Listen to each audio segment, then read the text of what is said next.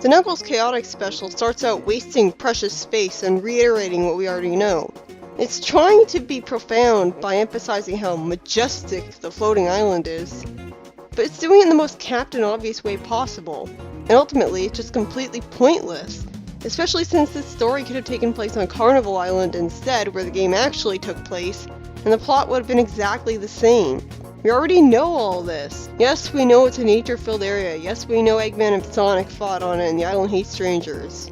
And yet, right after being told that the islanders hate strangers, which I expected to Knuckles and not everybody else on the island, we immediately see a party being thrown on that very island, with not just the freedom fighters, but every freedom fighter Sonic's ever fought with? You might want to rephrase that, Sonic. It sounds more like you were fighting them. Also, I guess Sonic already met all these characters off-screen then, because we only saw these characters with Sally and Tails. Anyways, why would they be able to throw a party without immediately being kicked out by the natives? And Knuckles doesn't strike me as the type to go to parties, so why is he here when he doesn't plan on forcing everyone on the island to leave? And I double-checked, and yes, this does take place in the floating island. So I'm already confused right from the start. Also, Rotor must have built a lot of planes for taking everybody here to the floating island. Apparently, the fair, or whatever they were enjoying themselves in, is operated by a guy that strikes me as untrustworthy for some reason. And he says there's a sucker born every minute. So I guess I was right. At least Sonic knows to be suspicious. But you'd expect that of Sally, the cautious one. And then the freedom fighters actually get trapped behind the mirrors. I'm guessing the reason Sonic doesn't immediately destroy them with his spin dash is because he doesn't want shards of glass flying in his face from it. Well, actually, as it's revealed later, they were all transported to another dimension. That was confusing.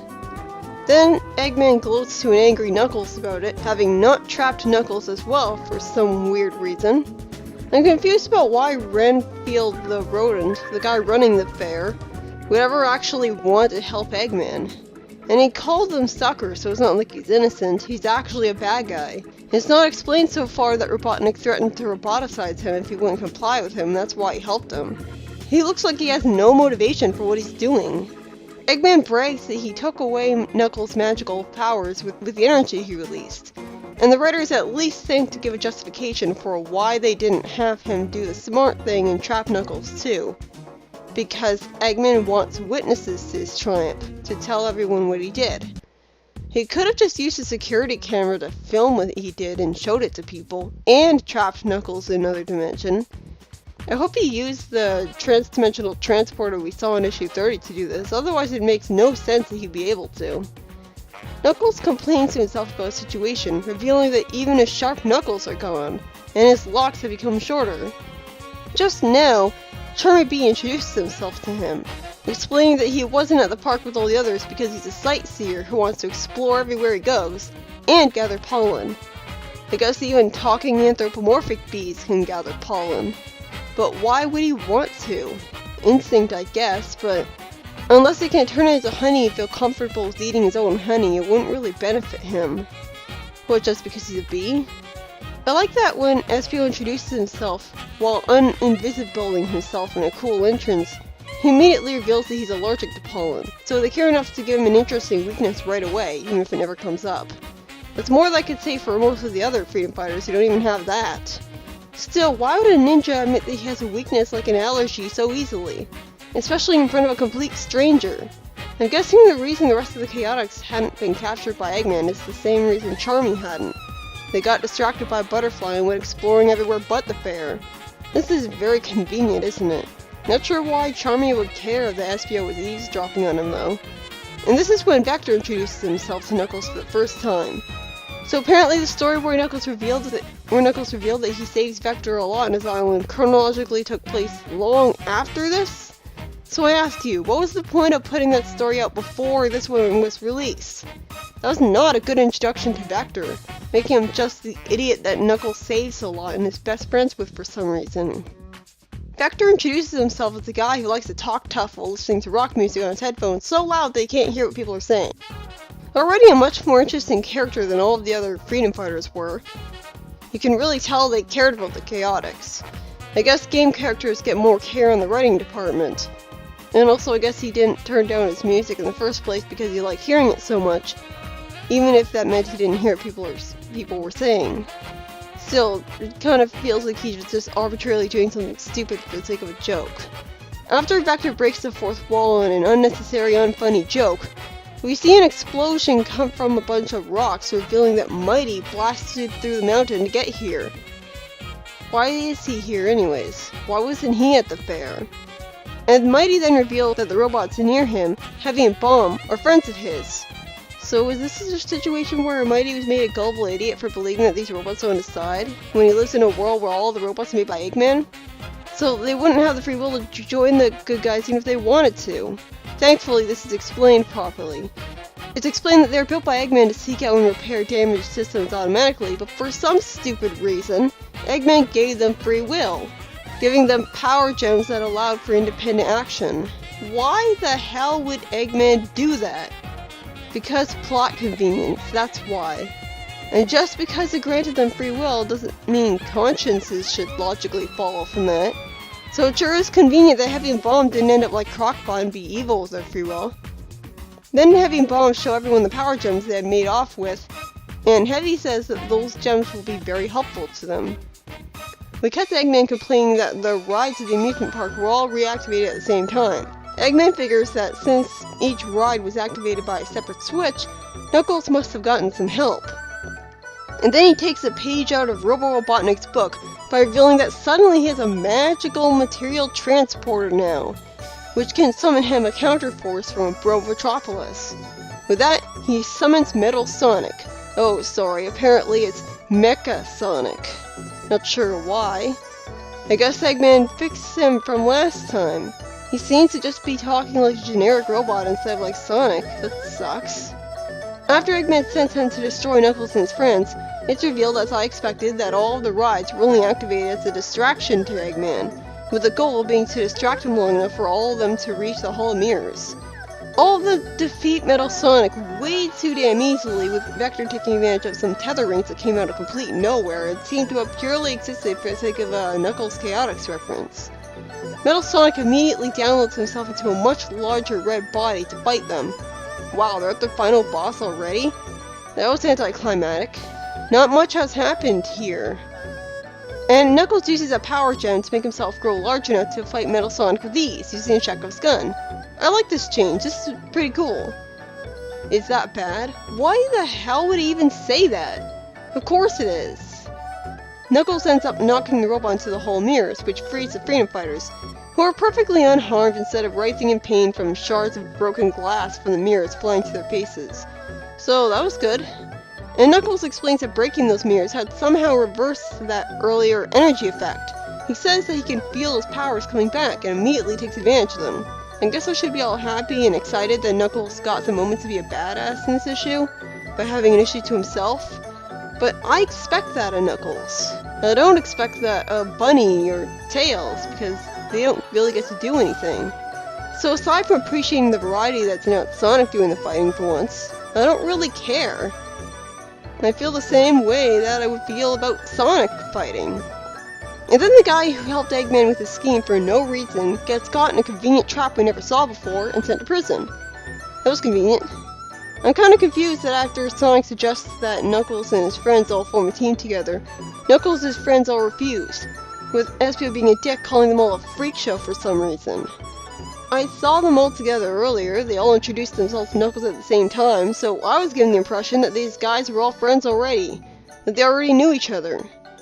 And they immediately cut to them palling around with each other in the next panel anyway, so what was the point of making them all say no to forming a team?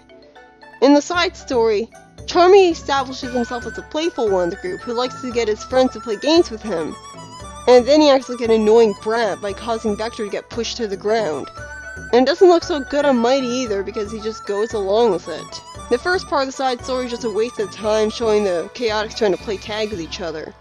At least we get to see how they spend their time together as friends, but this is a very pointless feeling downtime. Then they meet Knuckles, who tells them in a panic to get down because they're under attack. Where exactly are they at this point? Angel Island? Better be, or else why would Knuckles be here? so he was perfectly fine with them all moving to Angel Island. Also, Knuckles calling them heroes seems pretty forced. After Knuckles says that he doesn't trust Archimedes and so he might be the culprit here, Vector falls in the hole and Charmy gets knocked out by a bunch of thrown balls. And Knuckles still believes his enemy is Archimedes even after Mighty gets attacked by a robot. A robot! Meaning it has to be Eggman. It makes no sense otherwise. And then Espio gets taken out, leaving Knuckles all alone. First these guys effortlessly defeat Mecha Sonic, and then they get effortlessly defeated themselves by much weaker opponents. It seems very arbitrary. Knuckles then gets called out on by a voice when all the blame is put on him for being in this situation. As if this is supposed to teach him a sanctimonious lesson, out of nowhere. He's told that he could have gotten through things a lot easier if he and his friends had stuck together. At what point did Knuckles not stick together with his friends? Aside from that pointless story where they were playing tag, he was with them the whole time. And then they got annihilated. Ever since the Chaotix were introduced to him, he hasn't spent a single story without them. How in the hell is this his fault? And then he's given a choice between sacrificing his friends or sacrificing his homeworld. Because Angel Island's a separate world apparently. This will probably be explained later who the hell this guy is and why he's wasting time inconveniencing Knuckles and why he has one of Eggman's robots working for him if he's not Eggman. It can't be someone Knuckles already heard from or he'd recognize the voice. Point is, I can't really enjoy this story too much because I'm confused as hell. I'm not being given enough information, and the issue just ends rather than explaining it. The main story was written by Mike Kantovic and Ken Penders. While not showing off any of the actual levels of Knuckles Chaotix felt like a huge missed opportunity, I really liked the comic's spin on the story, having the Freedom Fighters get trapped in another dimension by mirrors to actually explain why Knuckles has to save the day. Although Knuckles and the Chaotix not being at the fair and escaping that fate was very contrived, they didn't really explain it well enough. I love the concept of Knuckles losing his powers, but it didn't really amount to anything, other than an excuse for him to need Vector to swing him around the tether rings he had for some weird reason. It felt like just a hollow, shallow reference to the game, just there to be a reference, because there's no explanation for what the tether rings are and why they're there. Also, Metal Sonic got defeated way too easily, showed up for his final battle with the Chaotix way too quickly, making the story feel really short and anticlimactic and disappointing. He didn't talk at all like he did around Sonic, instead talking like a generic robot. And that combined with his name being Mecha Sonic makes me suspect that this is actually a completely different robot from him. I'd rather believe that, to be honest. Though I heard the comic would get a huge problem with making Metal Sonic a wimp, to the point where even Sega themselves had to step in. So I guess this is the start of that. I feel like they didn't do quite enough to establish the distinct personalities of the Chaotix. I get the Charmy's the playful one, Espio's the serious one, and Vector's the one who loves listening to rock music and talks tough, but we don't get much depth to them. Not sure about Mighty's personality though, I can only assume he's an optimistic person. And all I know about Heavy and Bomb is that they defected from Eggman. Still, these guys are at least distinctive feeling and have charm, which is more than can be said for most of the other Freedom Fighters. I hate how they seem to arbitrarily refuse to be a team just to join up with each other as if they never refused at all. Meaning the panel just confused me for nothing. And the side story, written purely by Ken Penders, is something I pretty much hated because it just had the Chaotix get all picked off one by one, after they had effortlessly taken down Metal Sonic, mind you, and they end the story before we could find out necessary information about who exactly the villain actually was. So it's just bleak and confusing. It's just there for setup, making it impossible to enjoy on its own, making it basically worthless on its own. I hate stories that have no value on their own for being really short and not giving us enough information. The story can't be enjoyed on its own, so it would have been better if we put the story at the start of the story it was leading up to, rather than it being completely separate from it. All in all, it looks like the Knuckles Chaotix special was really disappointing. And it sucks too because I loved the new plot points introduced by the adaptation, but not enough actually happened to make it feel like they went on an adventure. They activated all the rides, they fought Metal Sonic, and the end. That's like if Knuckles Chaotix made you fight the final boss before you even beat the first level. Well, next up is issue 31, which will hopefully explain what I've been confused about.